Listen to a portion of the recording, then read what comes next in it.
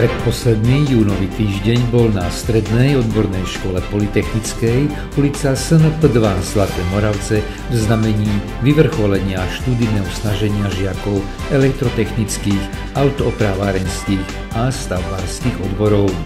Záverečné skúšky odboru elektromechaniku užitkovej techniky sa v pondelok začali vyžrebovaním zadania praktickej realizácie a prevedením komplexnej úlohy. Úlohy boli rovnako ťažké alebo ľahké, čo i hneď intenzívnou a usilovnou prácou potvrdili všetci účastníci praktickej časti záverečnej skúšky. Postupne schémy pretavili do podoby konkrétneho zapojenia. Všetky boli funkčné, čím potvrdili správnosť svojho pracovného postupu. Záverečná skúška v odbore automechanik opravár sa podobala prekážkovej dráhe so stanoviskami s úlohami, ktorých cieľom bolo preveriť znalosti automobilovej techniky. Kontrola svetlometov sa zamerala na nastavenie svetiel a popis rôznych typov osvetlenia automobilu. Keď sa pred vodičom rozsvietí na prístrojovej doske oranžový symbol poruchy, neveští to nič dobré. Čo konkrétne sa na aute pokazilo, sa zisťuje prostredníctvom diagnostiky motora. Oprava brzdového systému bez pochyby patrí k podstatným znalostiam automechanika. Brzdy sú základom bezpečnej jazdy.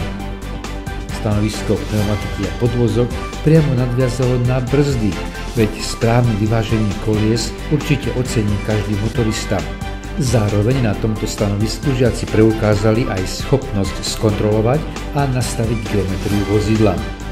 Posledné, 5. stanovisko sa zameralo na agregát, bez ktorého by sa motorové vozidlo nepohlo z miesta – rozvodový remeň.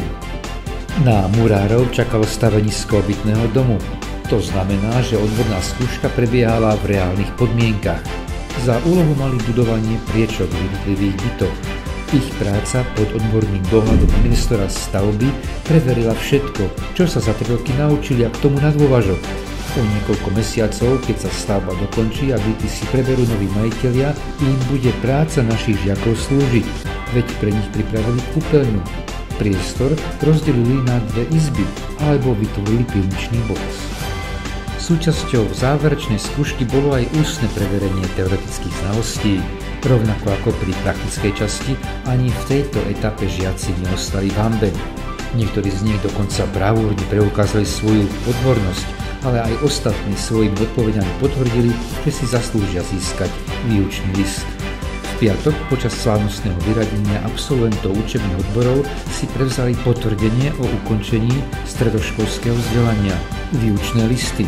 Všetkým novým remeselníckym majstrom prajeme veľa úspechov, či už v ďalšom odbornom a študijnom smerovaní, alebo priamo v ich pracovnom aj osobnom živote.